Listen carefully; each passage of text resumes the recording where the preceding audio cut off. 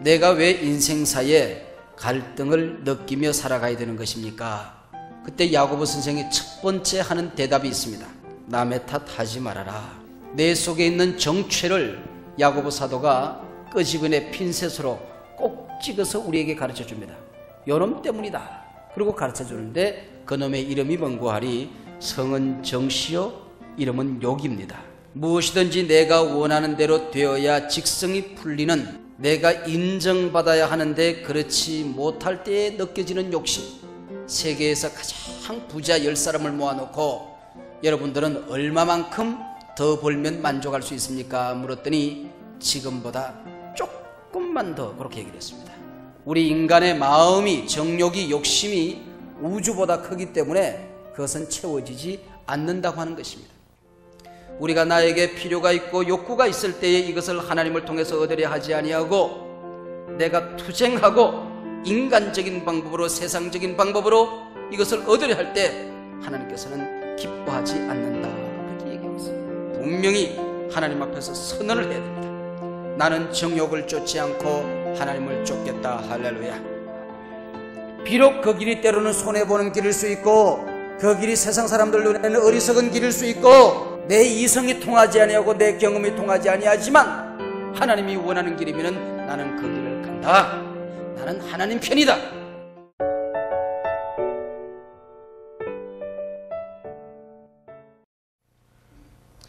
여러분 인생을 살아가며 정말 힘들 때가 언제였습니까?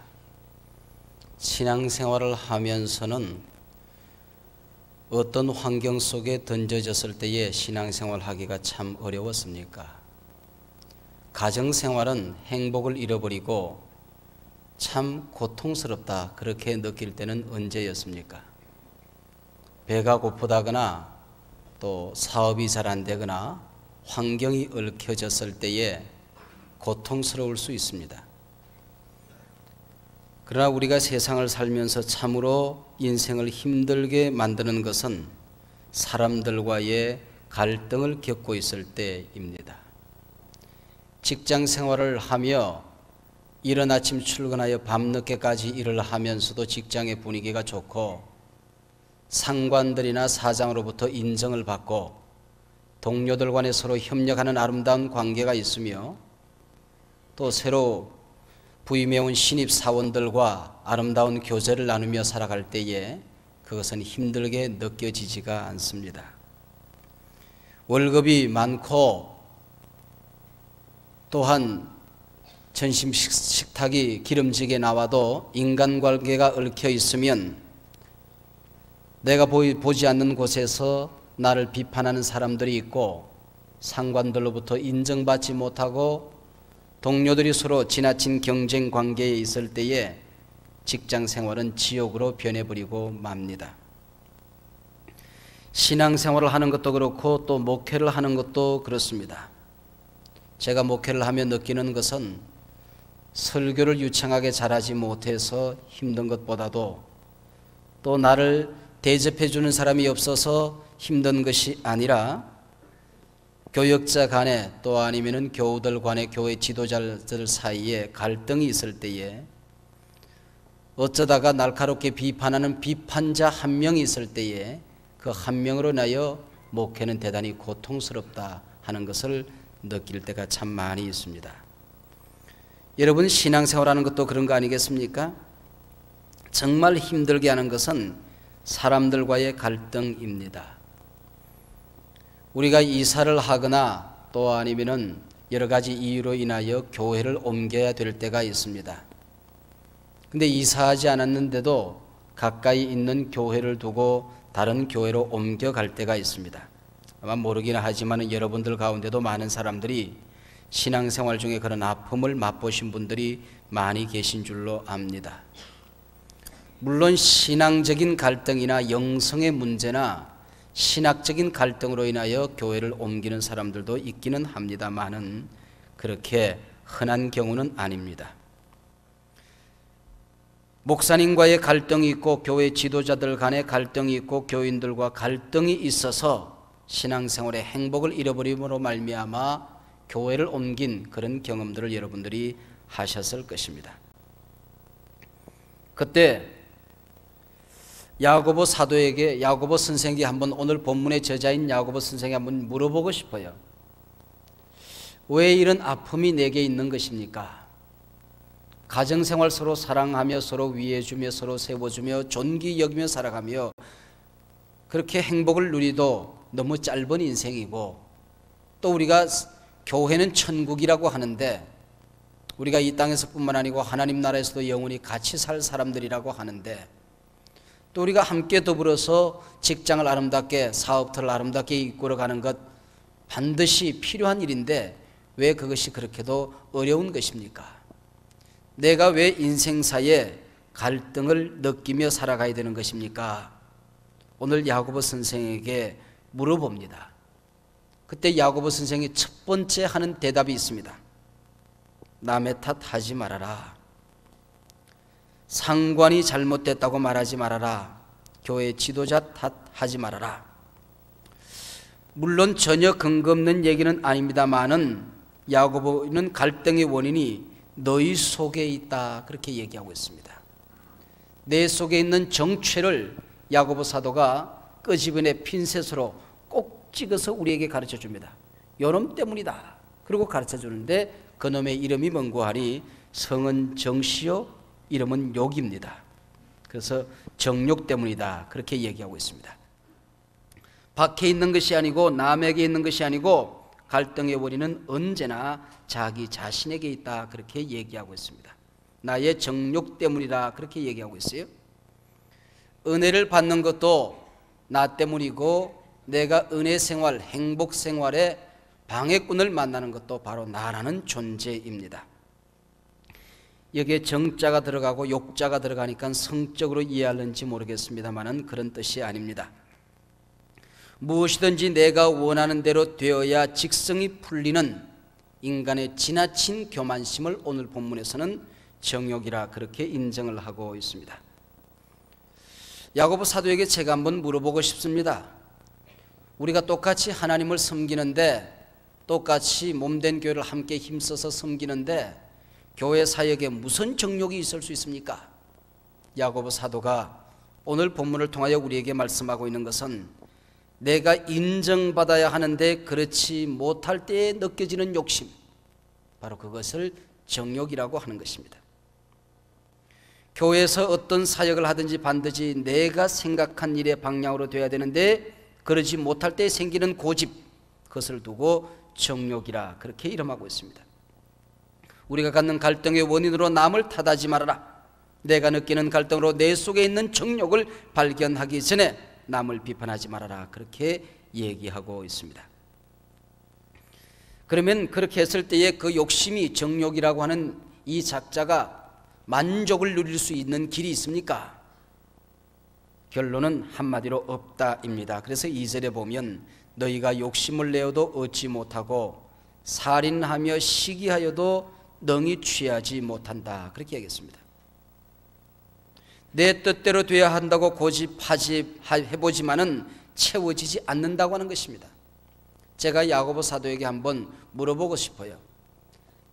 야고보로 말하면 저보다 목회를 훨씬 더 오래 하신 분이고 또 아주 노련한 목회자이고 존경받는 목회자이죠.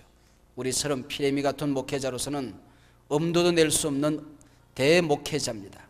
그분에게 한번 물어보고 싶어요. 왜 정욕은 채워질 수 없는 것입니까? 오늘 본문을 통하여 두 가지 정도를 우리가 짐작할 수 있습니다. 첫째, 내 고집대로 돼야 된다고 얘기하는 사이에 내 반대편이 생긴다고 하는 겁니다.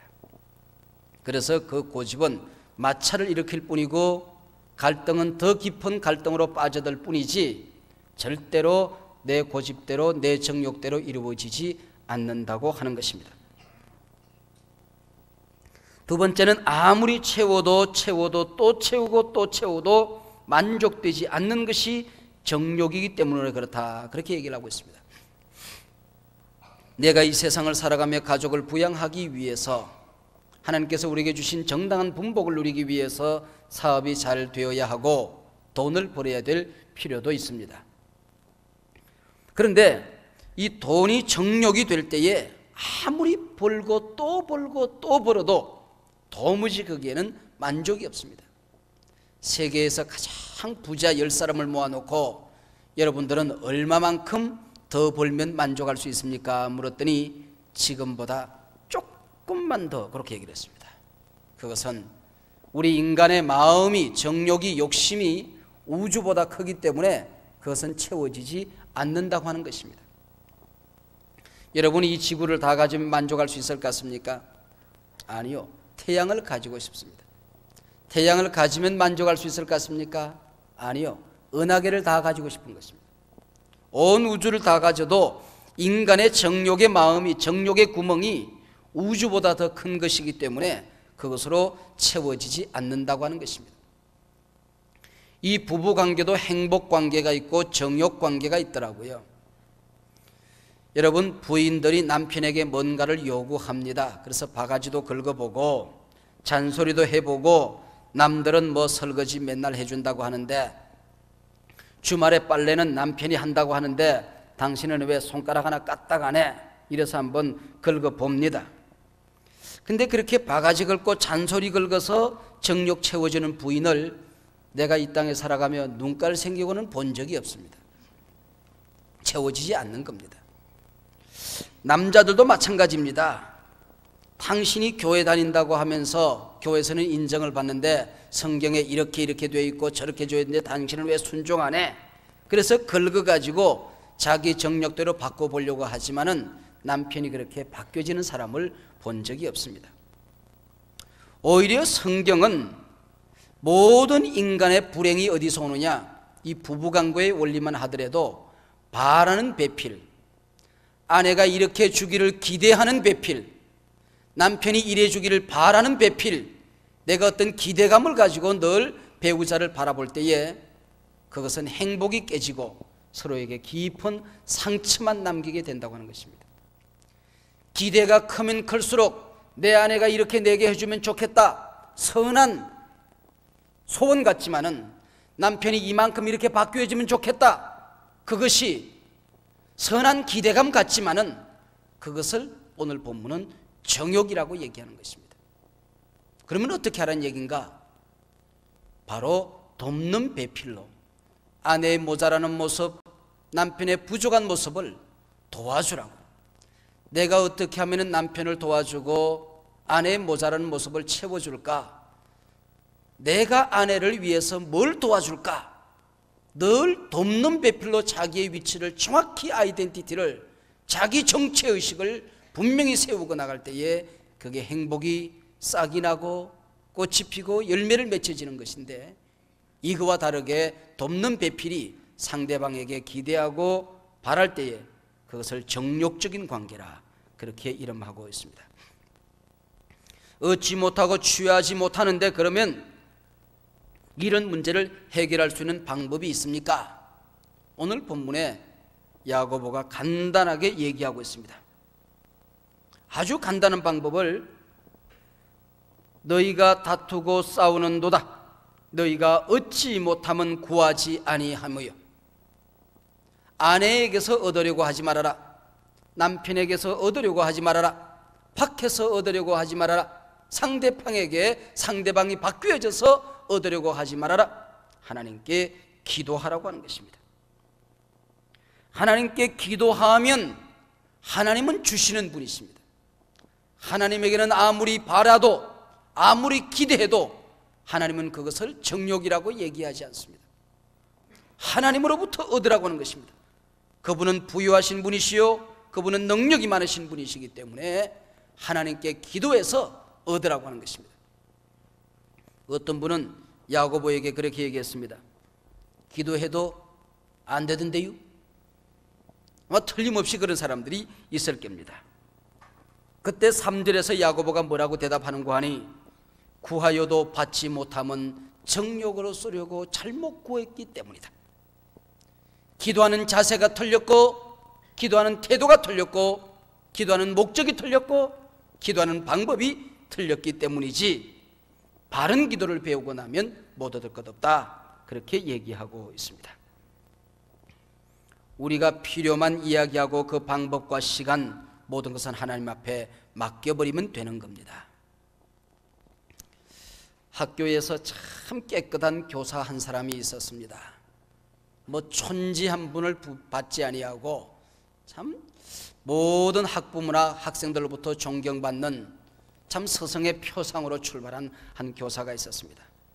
근데 장가가고 아이들이 자라고 청소년이 되고 대학교 갈 때쯤 되고 이제 나이가 들은 그런 어떤 지긋한 중년 교사가 됐는데, 다른 사람들은 뭐 교감 훈련을 받는다, 교장이 된다 그러는데 자기는 도무지 그런 기미가 보이지 않습니다. 상관이나 장학사나 누구에게, 교장이란 누구에게 뭐 한 푼 커피 한 잔 타다 준 적이 없습니다. 그러다 보니까 세상 살 줄 모르는 사람으로, 고리타분한 사람으로, 처세술을 모르는 사람으로 낙인 찍혀서 도무지 다른 승진의 기회가 전혀 없어지는 겁니다. 그러면서 아내가 바가지를 긁기 시작합니다. 당신은 무능해도 어쩌면 그렇게 무능하냐. 그렇게 해서 긁어제끼기 시작을 했습니다. 그래도 이렇게 살아면 안 되는 것보다 자기 동료들은 교감이 되고 교장이 되는 겁니다. 그래서 그때부터 슬금슬금 타협을 하기 시작을 했습니다. 그랬더니 아니 갑자기 고가 점수가 높아지더니 그렇게 수십 년 동안 애를 써도 안 되던 게 단 5년 만에 척 교감이 됩니다. 재미가 났습니다. 그래서 한 번은 아내에게 가서 여보 나 교감 발령 받았어. 그랬더니 아내가 콧방귀를 핑 끼면서 당신 동료들은 벌써 교장으로 간 사람이 많지 않소.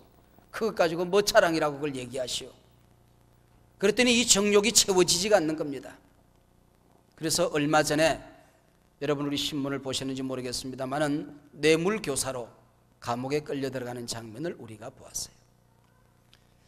여러분 이 정욕이라고 하는 게 채워지지가 않는다.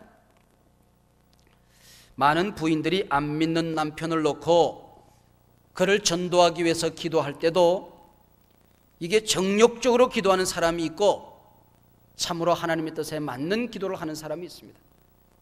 여러분 안 믿는 남편을 위해서 기도하는 것, 안 믿는 남편이 주님 앞에 나와 예수를 믿고 교회 훌륭한 일꾼이 되도록 위해서 기도하는 것, 그게 무슨 정욕이 있겠냐는 거죠.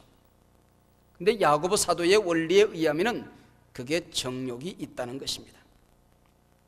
하나님과 사귀는 이런 따뜻한 삶이 있는데 이것을 모르고 살아가는 내 남편을 바라보며 안타까워 기도하는 것, 저것은 절대로 잘못된 것이 아니지요. 우리가 구원받고 살아가는 복된 삶이 우리에게 있는데, 하나님과 교제하며 살아가는 이 아름다운 삶이 있는데, 성경의 풍성한 약속을 함께 누리며 살아가는 주 예수를 믿으라 그러면 너와 내 집이 구원을 얻으리라, 함께 온 가족이 구원받는 복된 삶이 있는데 그것을 모르는 남편을 위해서 안타까이 기도하는 것, 아름다운 일이지요. 그런데 정욕으로 기도하는 사람은 어떤 사람인가? 남편이 교회에 나가면 좀 사람이 돼가지고 나한테 잘해줄까? 그래가지고 기도하는 사람, 그게 바로 정욕으로 구하는 거란 겁니다. 예담동산을 아내나 남편이 다녀오면 제일 먼저 머릿속에 지나가는 생각이 있습니다. 남편이 다녀와야 되는데, 아내가 여기 다녀왔으면 좋겠다. 여기에도 정욕이 있고 여기에도 사랑이 있다는 겁니다. 내가 풍성한 하나님의 은혜를 체험하고 나니까 이게 가슴문을 열어 제키고 눈물 글썽하며 기뻐 뛰며 춤추는 이 복된 신앙생활이 있는데, 이것을 아내가 남편이 함께 경험하여 천국을 이뤘으면 좋겠다. 우리 남편이 정말 가슴 벅찬 신앙생활, 행복한 신앙생활을 했으면 좋겠다. 그렇게 해서 남편을 생각하고 아내를 생각하는 것, 참으로 아름다운 일이지요. 그런데 정욕으로 구하는 기도는 어떤 기도인가? 남편이 여기 가서 깨져오면 나한테 잘할 텐데, 남편이 예담동산에 가서 팍싹 깨지면은 나를 위해서 설거지 해줄 텐데, 남편이 가서 은혜 받고 오면 주말에 빨래 한번 해줄 텐데, 그렇게 해서 어떻게 하든지 간에 예담동산 보내려고, 당신 거기 안 갔다 오면은 나 당신 사람 취급 안 할래요. 그러니 그게 정욕이 채워지겠습니까? 그게 무슨 천국이 되겠습니까? 우리가 나에게 필요가 있고 욕구가 있을 때에 이것을 하나님을 통해서 얻으려 하지 아니하고 내가 투쟁하고 인간적인 방법으로, 세상적인 방법으로 이것을 얻으려 할 때 하나님께서는 기뻐하지 않는다, 그렇게 얘기하고 있어요. 이런 방법을 야고보 사도는 오늘 본문을 통하여 뭐라고 얘기하는 거 아니? 간음하는 여자의 방법과 같다, 그렇게 얘기하고 하나님과 원수된 방법이다, 그렇게 얘기하고 있습니다. 간음하는 여자의 방법이라고 해서 영적인 간음을 얘기하는 것입니다. 내 욕구가 하나님을 통해서 채워져야 하는데 내 정욕과 내 욕심, 인간적인 방법으로 채우려고 하기 때문에 간음하는 여자의 방법이다 하고 극단적인 용어를 쓰는 거죠.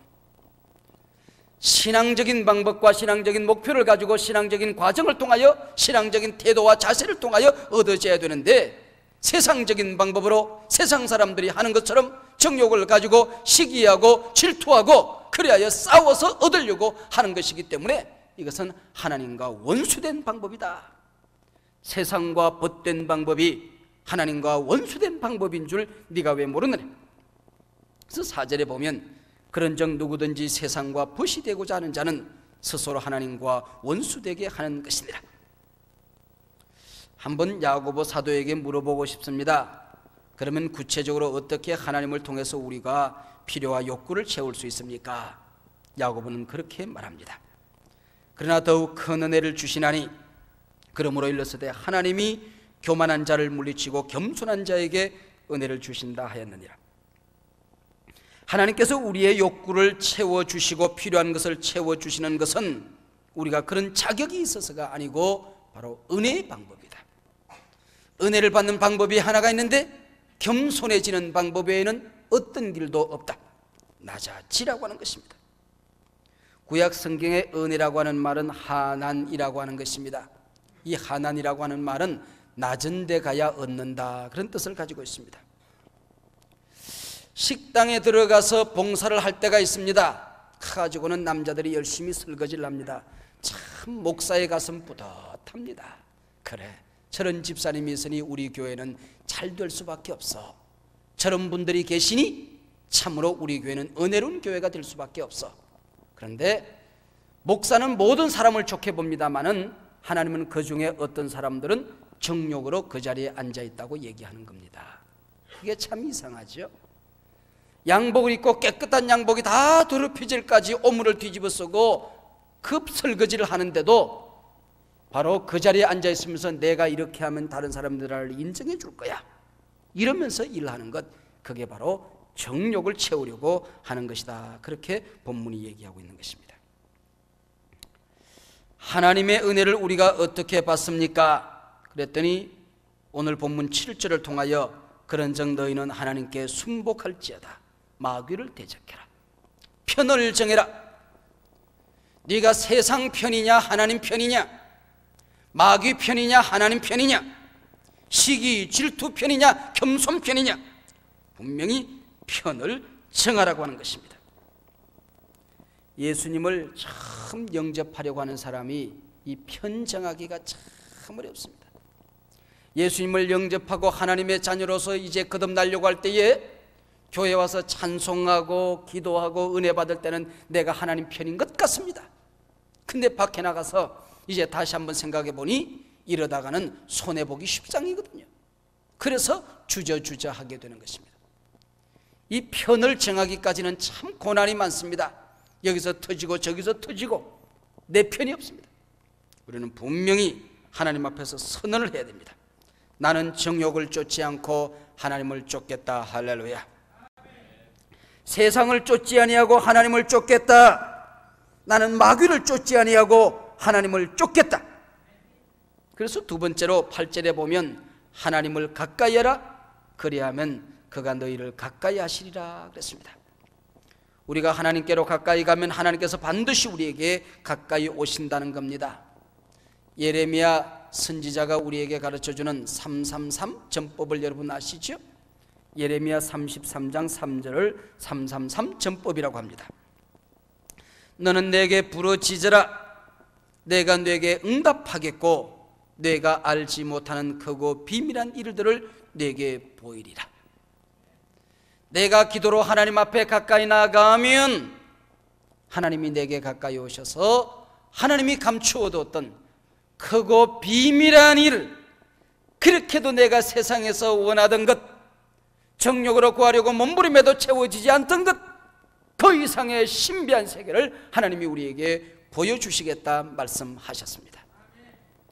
마태복음 7장에도 보면 예수님께서 가르치신 말씀 가운데에 구하라, 문을 두드리라, 찾으라 우리에게 말씀했지요.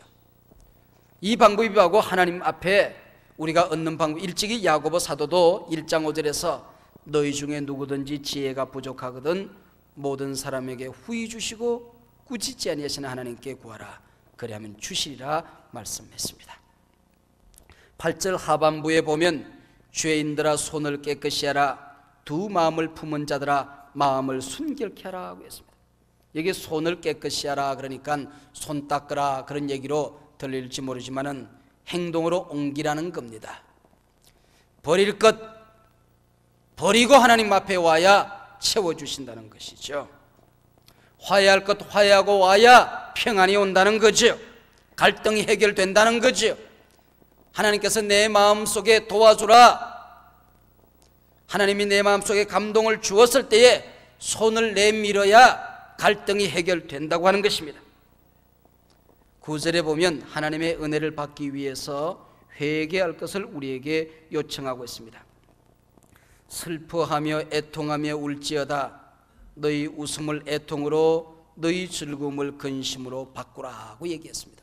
무슨 얘기입니까? 하나님, 세상 방법으로 내가 살아가던 것을 포기하겠습니다. 정욕 중심으로 살아가던 것 포기하겠습니다. 기대하는 배필, 바라는 배필로 살아가던 가정생활 버리겠습니다. 이제는 하나님의 뜻대로 살겠습니다. 하나님의 방법대로 살겠습니다. 이렇게 선언하면 하나님께서 우리에게 주시겠다고 약속하고 있습니다. 주 앞에서 낮추라 그러면 너희를 높이시리라. 분명히 선언하는 겁니다. 한번 따라 하시기 바랍니다. 나는 하나님 편이다. 나는 하나님 편이다. 인생의 주사위를 나는 하나님 편에 던지고 살아간다.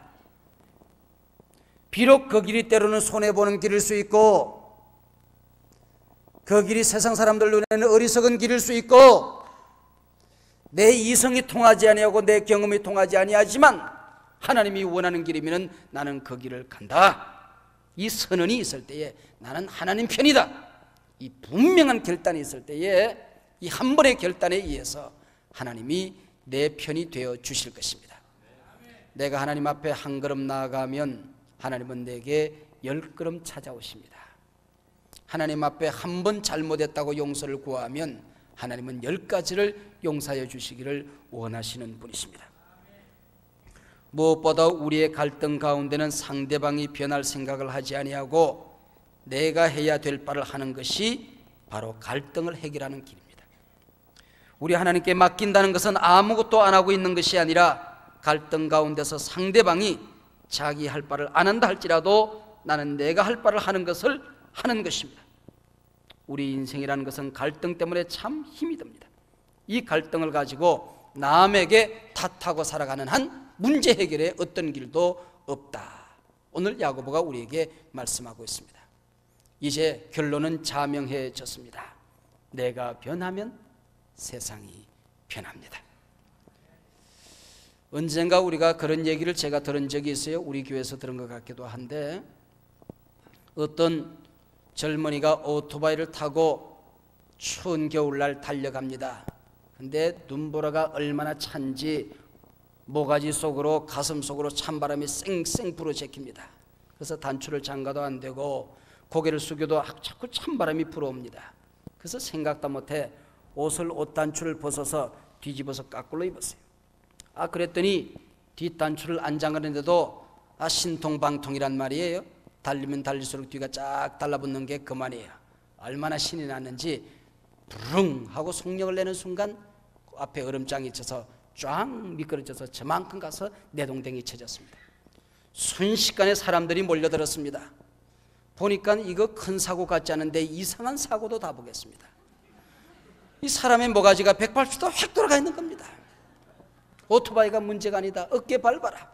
그래서 힘센 청년이 어깨 밟고 모가지 제자리 갖다 놓는다는 게 남의 모가지를 돌리는 바람에 모가지가 부러져서 죽었다고 합니다. 내가 눈을 다른 데로 돌려놓고 보면 되는데 남의 모가지 삐뚤어졌다고 하기 때문에 그 모가지 돌리다가 다른 사람 죽이는 깁니다. 내 시각을 바꾸면 아내가 사랑스럽게 보이고 남편이 존귀하게 보이는 것인데 내 시각은 바꾸지 아니하고 어떻게 하든지 간에 딸아 엄마 어깨 밟아라, 아들아 이쪽 어깨 밟아라, 그 모가지 돌리려고 하다가 남의 모가지 부러뜨려서 죽이는 겁니다. 온 가족이 매달려서 남편 모가지 한번 부러뜨려야지, 저 모가지 돌려놔야지, 그러는 사이에 남편 모가지 부러뜨려서 죽이는 사람이 참 많습니다. 우리 교회 안에서도 마찬가지죠. 남에게 문제가 있는 것이 아니라 바로 내 정욕 때문이라는 것을 깨달을 때에 우리는 선언하는 것입니다. 이제는 내 방법 포기합니다. 시기하고 질투하고 싸우던 것, 이건 내가 포기하고 살아가겠습니다. 이제는 하나님 편에 서서 하나님의 방법대로, 하나님의 말씀대로 하나님께 기도하고 하나님이 주신 지혜로 살아가겠습니다. 세상에 참 미련한 사람이 있습니다. 오늘 야고보가 우리에게 가르쳐주는 결론입니다. 하나님과 갈등 관계에 있는 인생, 어리석은 인생이다.